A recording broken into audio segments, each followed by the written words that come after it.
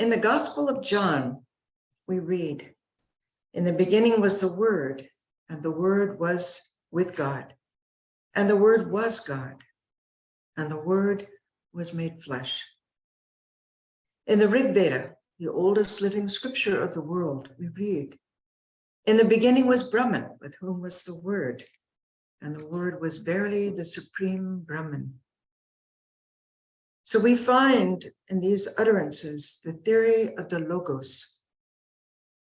In Christianity and in Hinduism, this Logos explains creation and everything within creation. And it also explains the theory of the divine incarnation. The difference between Christianity and Hinduism lies here.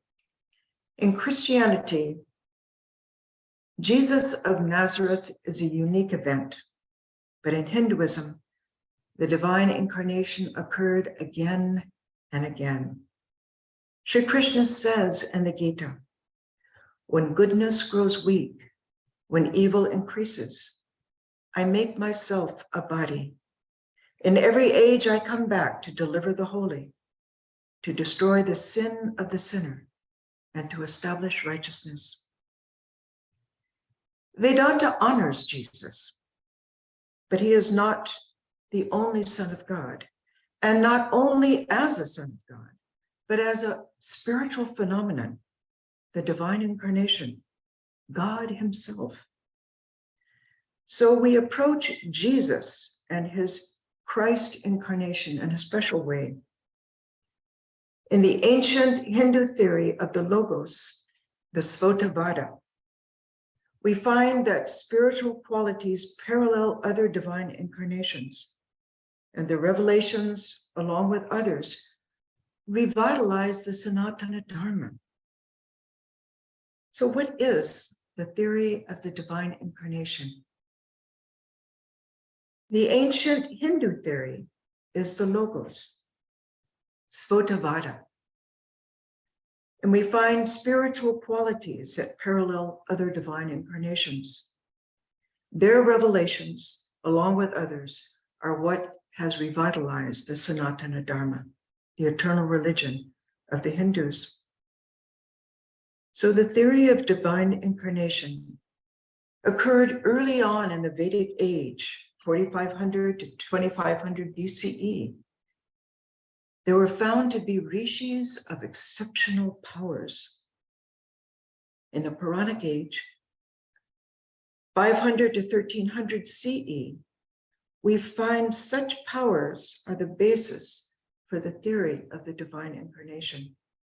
And later schools of philosophy developed that theory. In Hinduism, the word is both immanent and transcendent. And through the word, Brahman incarnates as a human being, and in a special sense, as a divine incarnation, the avatar. Even in Shankara's Advaita Vedanta, he recognized the divine incarnation as Ishvara, the supreme ruler of the universe, creator, preserver, destroyer. But Brahman is without form or attributes. Ishvara is Brahman united with Maya. Brahman appears as Ishvara. And when viewed from the relative world, in other words, us, Swami Vivekananda explains, this personal God is the highest reading of the impersonal by the human mind. So Ishvara and human beings, which all of us are both manifestations of Brahman. But we are Maya's servant, whereas Ishvara is the ruler of Maya. We can become one with the Ishvara, but we can never become the same as Ishvara. So what are the special qualities of the divine incarnation? He comes into this world in a different way from us. We come as slaves, born due to our past karmas. He comes as a master. He takes birth, though beyond all karma. Avatar, the Sanskrit word, comes from ava, tree, one who crosses over. As Christ said, ye are from beneath, I am from above. Ye are of this world, I am not of this world. Shri Krishna also said, I am the birthless, the deathless, Lord of all that breathes. I seem to be born. It is only seeming, only my Maya. There are wonderful prophecies, visions, miracles that herald the advent of the divine incarnation. The angel Gabriel came to Mary and said, the Holy Ghost shall come upon thee, and the power of the highest shall overshadow thee. Therefore also that holy thing which shall be born of thee shall be called the Son of God. And the most recent accounts occurred in Kamapakur in the 19th century Bengal. Khudiram and Chandramani, the parents of Ramakrishna. Chandramani came to the Juga Shiva temple in Kamapakur, and she was overcome by the bright light that emanated from the image of the Shiva. It filled the temple and engulfed her, and she lost consciousness. Later, she felt the light inside her, and 9 months later, she gave birth to Sri Ramakrishna. Prophecies foretell the death of the avatar. Christ referred to his hour of betrayal, his crucifixion, which was a fulfillment of the Psalms. He said, no man hath taketh my life from me, but I lay it down of myself. I have the power to lay it down, and I have the power to take it again. Sri Ramakrishna said, when you see me staying nights in Calcutta and taking food from anyone without distinction, then you'll know my end is coming. The avatar has an uncommon charisma, beauty, memory, and mastery of the scriptures. When Jesus was only 12 years old, he was in the temple of Jerusalem, conversing with the scholars. In the Bible we read, all that heard him were astonished at his understanding and answers. And he rebuked his mother, who scolded him and said, how is it that ye sought me? Wist ye not that I must be about my Father's business? We find in the life of Sri Ramakrishna a similar event. At the age of 9 or 10, he resolved a religious controversy at a village gathering of pundits, and he attributed that gift to divine power. There is in the divine incarnation an inner and outer circle of devotees. The inner circle deliver the divine incarnation's message. It's the monastic order, which is considered the body of the avatar. Christ founded the church on the principle of love. To his apostles, he said, this is my commandment, that ye love one another. As I have loved you, greater love hath no man than this. He washed his disciples' feet and showed his love. He said, ye call me Master and Lord, and ye say, well, for so I am. If I then, your Lord and Master, have washed your feet, ye also ought to wash one another's feet. For the servant is not greater than the Lord. Sri Ramakrishna's disciples exemplified this ideal of love. Sri Ramakrishna taught his disciples privately. At Kasipur Garden House, he trained them to serve and bound them together in his name. And their love was a reflection of their master's love.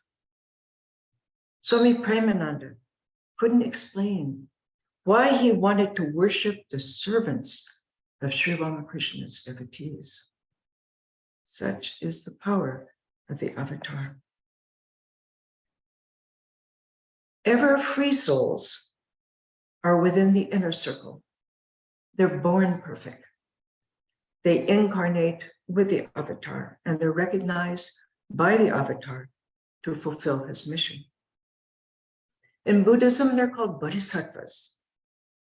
In the Sri Ramakrishna incarnation, we find these ever-free souls, Vivekananda, who came from the realm of the seven sages, Swami Brahmananda, who was a playmate of Sri Krishna, Yogananda, who was Arjuna, Niranjanananda, who had the traits of Lord Rama, Swami Premananda, the traits of the goddess of purity, whom Sri Ramakrishna called Dharadi, companion of my soul. Christ said about his apostles, they are not of the world, even as I am not of the world. As thou hast sent me into the world, even so have I also sent them into the world. There is one who is endowed with more rajas, has a greater degree of divine power, and leads the works of the order. In the Christ incarnation, it was St. Peter, the rock on which he built the foundation of his church. In the Krishna incarnation, it was Arjuna. In Buddha's incarnation, it was Ananda. In Sri Ramakrishna's incarnation, it was Vivekananda. Close to Ramakrishna's death, he wrote on a piece of paper, Narayan, meaning Vivekananda, will teach others. And to Narayan he said, my siddhi will manifest through you in time. We see how the avatar transmits power to his chosen few. Sri Ramakrishna, near death, called Narayan. And he looked at him steadfastly and entered into a deep meditation. And Narayan, in turn, felt a subtle electric force enter his body, and he lost consciousness. Sri Ramakrishna wept. O Narayan, today I have given you my all and have become a beggar. By the force of the power transmitted by me, great things will be done by you. Only after that will you go to whence you came. Christ also transmitted power to his disciples. He said, peace be unto you. As my Father has sent me, even so I send you. And when he had said this, he breathed on them and saith unto them, receive ye the Holy Ghost.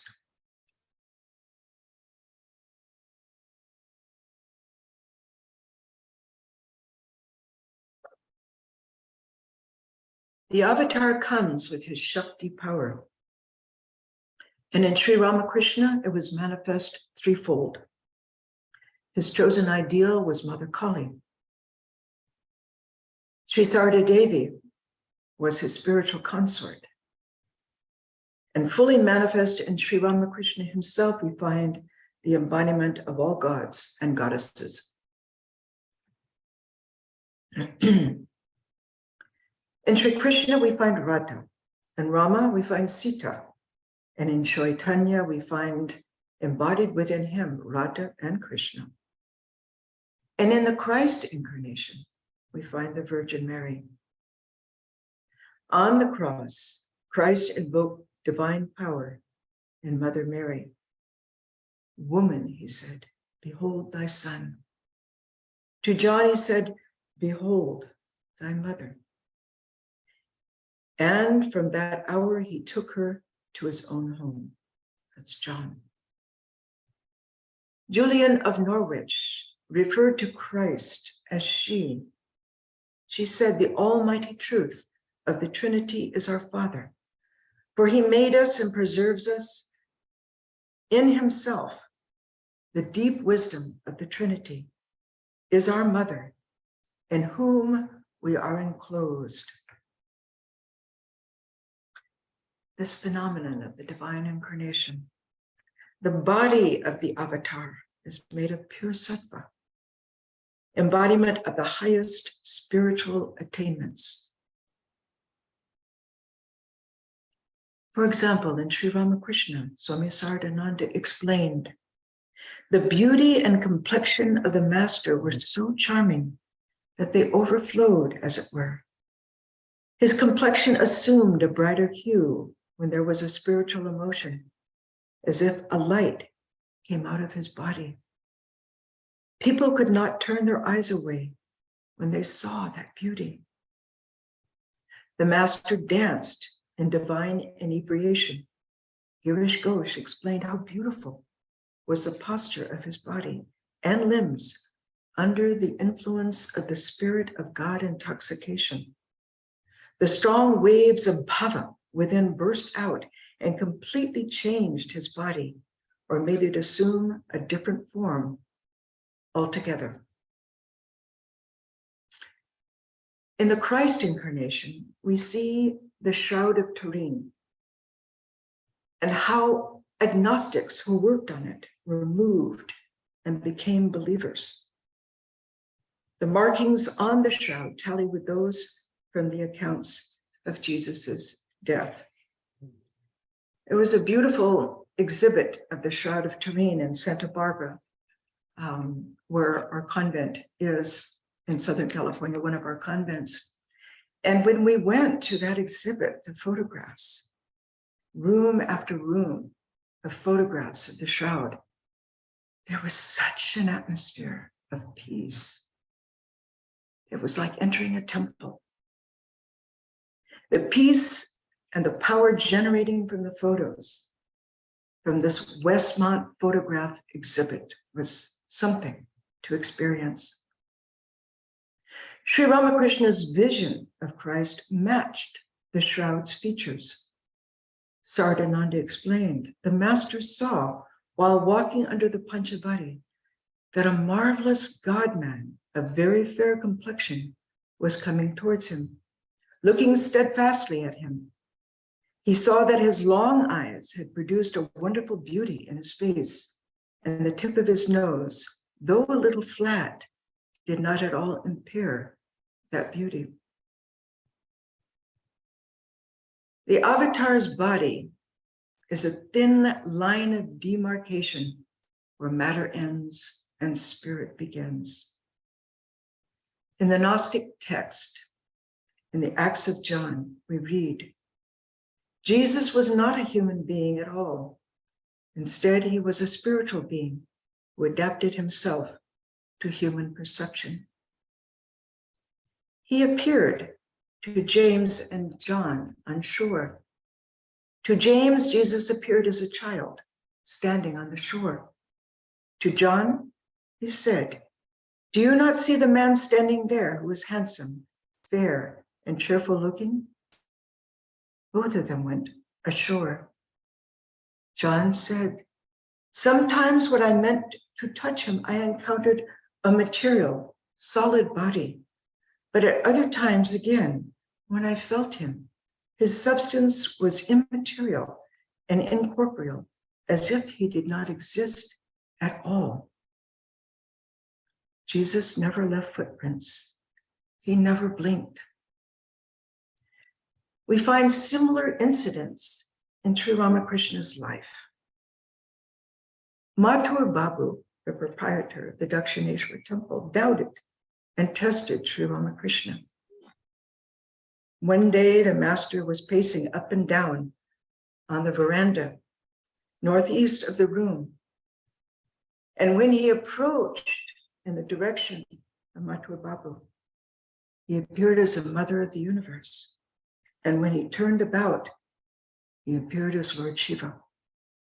Mathur wept. and fell at his feet.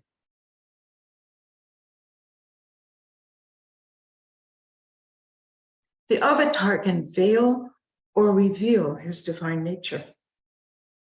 Few recognize the avatar. In the Gita, Sri Krishna says, "Fools pass blandly by the place of my dwelling, here in the human form. Of my majesty, they know nothing at all, who am the Lord, their soul." Christ was mocked and scourged. Sri Ramakrishna was doubted and thought to be mad. He developed throat cancer. And he said of that, the devotees are being sifted by this illness. Christ said, "Ye have not chosen me, but I have chosen you. I am known of mine." How does the avatar impart spirituality? The human guru bestows mantra initiation. The avatar, in a divine state that we find in the Tantra, gives what is called Shambhavi initiation, where the disciple is elevated, sees, touches, and salutes an incarnation. Just by seeing an incarnation, one has a vision. By touching, one receives that power. By even saluting, one receives that wonderful presence of the incarnation. Christ said, "Everyone which seeth the Son and believeth on him may have everlasting life." And Sri Ramakrishna also said, "Whoever salutes an incarnation even once obtains illumination." When I was in India, 1997, I believe, Pravrajika, who was one of the founding members of the Sarnamat in India, many of the wonderful disciples of the Ramakrishna order. And these swamis of the order used to visit her home. And I asked her, why? Why did they come to visit your home? And she said, "Because my father met Sri Ramakrishna. He was a Brahmo Samaj member. And one day he saw Sri Ramakrishna walking in Kolkata. And he had an irresistible desire to touch his feet. He ran up, saluted him, touched his feet, and that was all." And his daughter, Pravrajika, said, "Why? Why did you do that?" And her father said, "I don't know. I was irresistibly attracted." And the daughter, Pravrajika, said, "Why only once?" And her father said, "I don't know. I felt I didn't need to after that." Her father died in her lap. And as he died, he said, "I am enveloped in the arms of the mother," and passed away. That's Shambhavi initiation. There's another kind of initiation called Shakti initiation, where the guru makes his own power enter the aspirant's heart. There's a wonderful incident in the life of Sri Ramakrishna. We find Gaurima, one of the disciples. She was related to Balaram Bose. And Balaram was trying to get her to go and meet Sri Ramakrishna. And she said, "I will not go unless drawn by your holy man." Every day, she worshiped the stone emblem of Sri Krishna. And one day she saw 2 feet on the altar. 3 times she offered the tulsi, and 3 times they fell on those living feet. She lost consciousness. And when she awoke, she felt an invisible thread pulling her heart. She walked to Dakshineshwar. And when she entered Sri Ramakrishna's room, Sri Ramakrishna, was singing the praises of Krishna and winding a thread around a stalk. When she entered, he stopped, and her heart sensation ceased. We find wonderful examples of the avatar's yogamaya, divine attraction. Krishna said to Arjuna on the battlefield, "Suppose 1,000 suns should arise together in the sky. Such is the glory of the shape of the infinite God." Christ was transfigured before Peter, James, and John. And his face did shine as the sun, and his raiment was white as the light. Jesus ended the vision with a touch. He said, "Arise and be not afraid." We find a wonderful example in the life of Ramakrishna.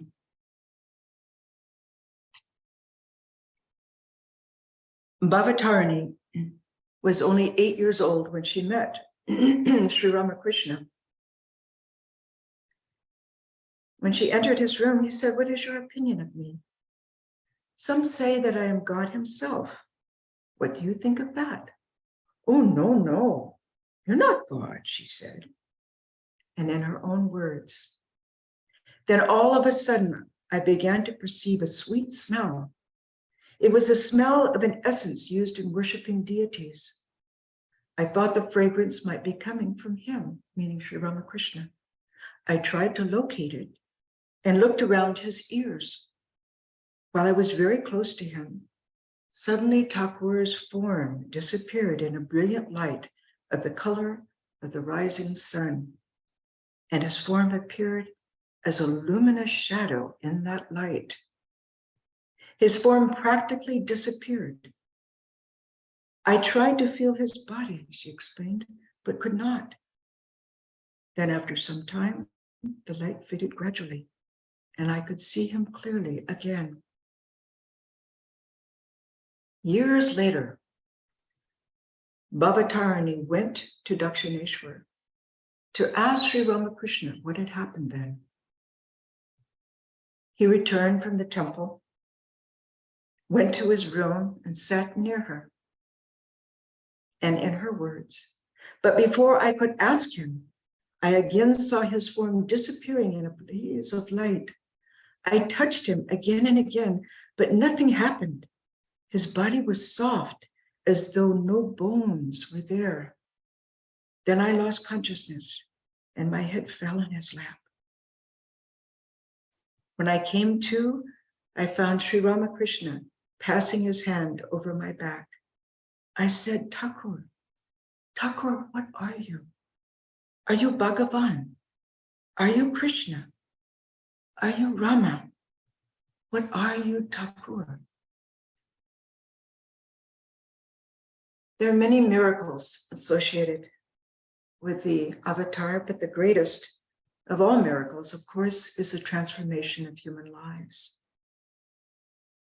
Christ worked his miracle on Mary Magdalene. She came uninvited to Simon the Pharisee's house, and she wept as she washed Jesus's feet with her tears and wiped them with her hair, kissed them and anointed them with oil. Simon was shocked at such intimacy, but Jesus said to Simon, 'Simon, I have somewhat to say unto thee. There was a certain creditor which had 2 debtors. The one owed 500 pence and the other 50. And when they had nothing, he frankly forgave them both. Tell me, therefore, which of them will love him most?' Simon answered, 'I suppose that he to whom he forgave most.' And Jesus said, 'Thou hast rightly judged. Whereupon I say unto thee, her sins, which are many, are forgiven. For she loved much.' To Mary he said, 'Thy faith hath saved thee. Go in peace.'"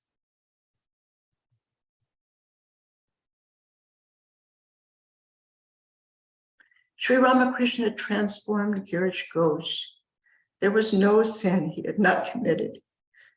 He doubted, he abused Sri Ramakrishna, yet he felt drawn to him by an invisible string. My guru met Girish before he came to the West. And when he entered his house, which is a monument in Calcutta, he was pacing to and fro and dictating 3 separate plays. There was an intense atmosphere in that house. And as he paced, he would stop, he would ring a bell, and then he would dictate. And while Swami was there, another Swami came to the door from the Udbodhana office and said, Girish, you promised a poem. Our magazine is about ready to go to print. We need the poem. And instantly, Girish composed the poem and then went further, pacing back and forth as he dictated his plays. And my teacher said he was a holy man. By that time, he was a true holy man. Sarada Devi said, Girish was a man of wonderful strength, of wonderful faith. Therefore, he received the grace of Sri Ramakrishna. And this incarnation, Sri Ramakrishna, has redeemed Girish. Sri Ramakrishna one day started to give Girish spiritual advice, and Girish said, no, I won't listen to any advice. I have written cartloads of it myself. Sri Ramakrishna was pleased, and he asked his nephew, Ramlal, to recite, go into solitude and shut yourself in a cave. Peace is not there. Peace is where faith is, for faith is the root of all. A smile played on his face, and Girish said, I felt at that moment that I was freed from all impurities. The avatar has the power of vicarious atonement, the power to take on the karmas of devotees, for he is, after all, the savior of all. He has the ability to transform lives. The avatar assumes a body, and that body is diseased and it dies. But the avatar is beyond karmas, though he bears the karmas of those he accepts. Sri Ramakrishna's body was racked by a burning sensation from the touch of worldly minded. All of these incidents are in his biography. You can read closely what the avatar is. Sri Sarada Devi, his consort, also felt a blistering pain in her feet from the pranams of people who came to her with an ulterior motive. What was Jesus's experience? On one occasion, when he was amidst the multitudes, Jesus suddenly said, who touched me? Somebody hath touched me, for I perceive that virtue is gone out of me. When a diseased woman who was healed by that touch fell at his feet, Jesus responded compassionately, daughter, thy faith hath made thee whole. Go in peace. The avatar is called Satya Sankalpa, truth itself, because truth follows their words. Sri Ramakrishna on Kalpataru Day said, I bless you all. May you all be illumined. His monastic disciples were in Kasipur Garden House. They looked down on the scene. There were nothing but householder devotees there. And on that day, they received illumination. Christ said to his disciples, peace I leave with you. My peace I give unto you. Not as the world giveth, give I unto you. The avatar performs austerity to fulfill the injunctions of the scriptures and show the path to perfection. In the Christ incarnation, John the Baptist baptized the Son of God with water. and thus he fulfilled the prophecy of Isaiah, the commandment of God. And in his 30th year, quote, being full of the Holy Ghost, unquote, he went into the desert for 40 days. He fasted, performed other austerities, and then he returned to Galilee in the power of the Spirit. Buddha for 6 years performed austerity and meditation. And one day he resolved to remain seated under the Bo tree until illumination. And at the break of dawn the following day, he attained nirvana. Chaitanya attained perfection in the Sakya Bhava, that of the friend, and in the Vatsalya Bhava, that of God as child, and in the Madhura Bhava, God as a beloved. In Sri Ramakrishna's incarnation, we read about the Bhairavi Brahmani who came as one of Ramakrishna's teachers, and how Sri Ramakrishna in 2 years, while he was with the Bhairavi, in 3 days he had success in each of the 64 tantric disciplines. The Madhura Bhava, that of the beloved, culminated in the Mahabhava, 19 moods fully manifest, one of which brings perfection to an ordinary aspirant. Sri Ramakrishna wept day and night at that time. He prayed unceasingly, and he felt a tremendous anguish at a moment's separation from the beloved. For 6 years, he did not sleep. His eyes could not blink. He had no idea of time, no idea of the body sense. He felt an intense burning sensation. His joints almost disengaged from their sockets. His senses ceased functioning, and he lay motionless during that time. The avatar's capacity to undergo strenuous austerities is exceptional.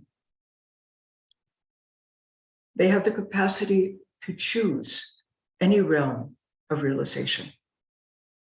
As Christ said, "In my Father's house are many mansions. If it were not so, I would have told you." And Sri Ramakrishna, his spiritual experiences, even from childhood, surpassed. Swami Sardananda wrote, "It's impossible to relate all his spiritual experiences, even those we heard firsthand."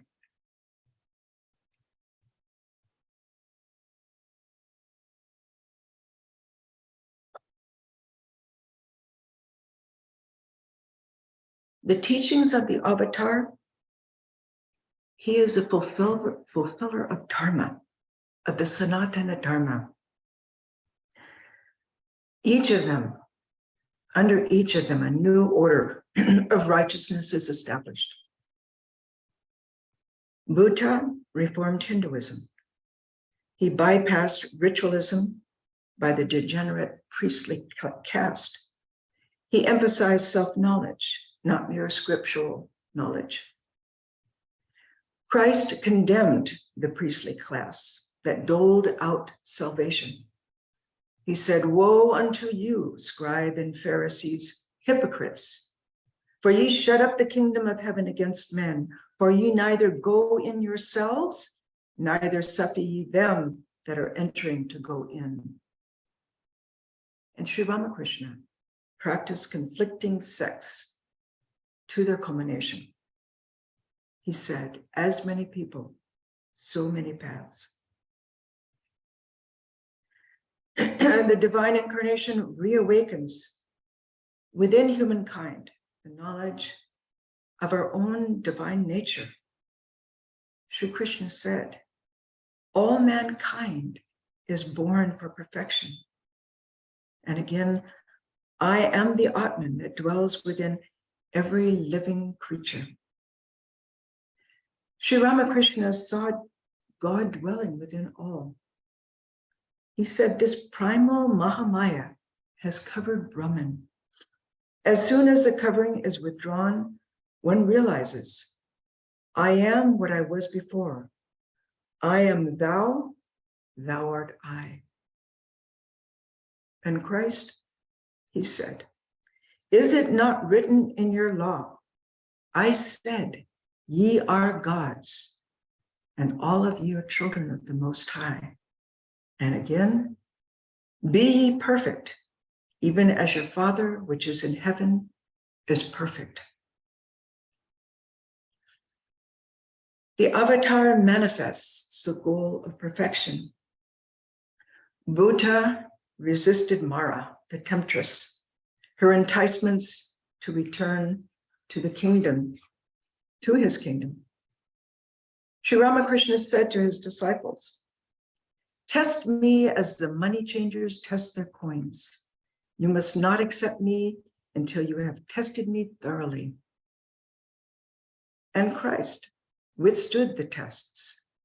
He spent 40 days in the desert and proclaimed thus, it is said, thou shalt not tempt the Lord thy God.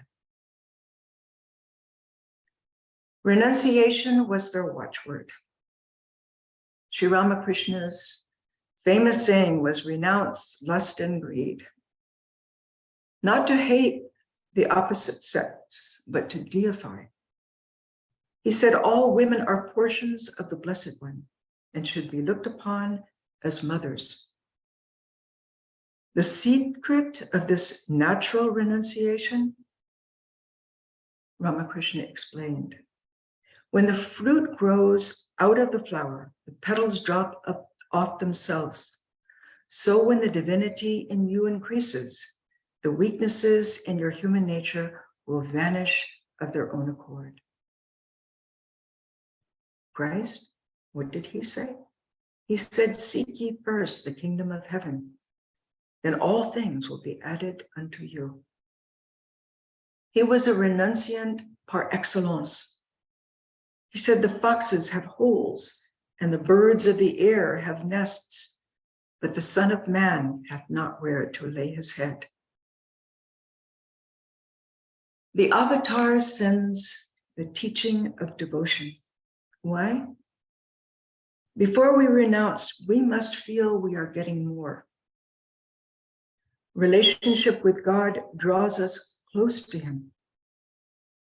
As we meditate on the personal God, we imbibe divine qualities so that we can recognize the Lord. So the truth of the matter is that we must first become godlike in order to recognize God. Meister Eckhart explained it so beautifully. The eye through which I see God is the same eye through which God sees me. My eye and God's eye are one eye, one seeing, one knowing, one love.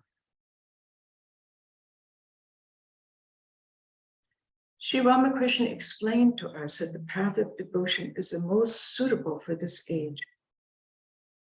He said, level the mound of egotism with the tears of devotion. Where does the strength of an aspirant lie? In his tears. Cry unto the Lord with a longing heart, and ye will surely find him. Christ said, blessed are they that mourn, for they shall be comforted. So there are two types of mourning. There is grief or yearning, and then there is one-pointedness for God. As Christ said, thou shalt love the Lord thy God with all thy heart, and with all thy soul, and with all thy mind. With love comes the crown jewels of the spiritual kingdom: dispassion, forgiveness, humility, self-surrender, self-sacrifice. Chaitanya said, may I be humbler than a blade of grass. Christ said, He that is greatest among you shall be your servant. And of course, he was crucified. Sri Ramakrishna lived in the shadow of the Divine Mother. He couldn't bear to hear the word Guru, father, or doer. In whom God was most manifest, he never claimed for himself honor, position, etc. And when in Samadhi, he was kicked by Mathur's jealous family priest. He was ridiculed and thought to be mad. The incarnation of God is the embodiment of the highest love. He lives and moves and breathes self-sacrifice, unconditional love. A disciple of Swami Brahmananda explained, the very nature of God is love. And as we come closer to him, we feel that love. We feel that he loves us so much more than we can ever love him. And then we begin to weep.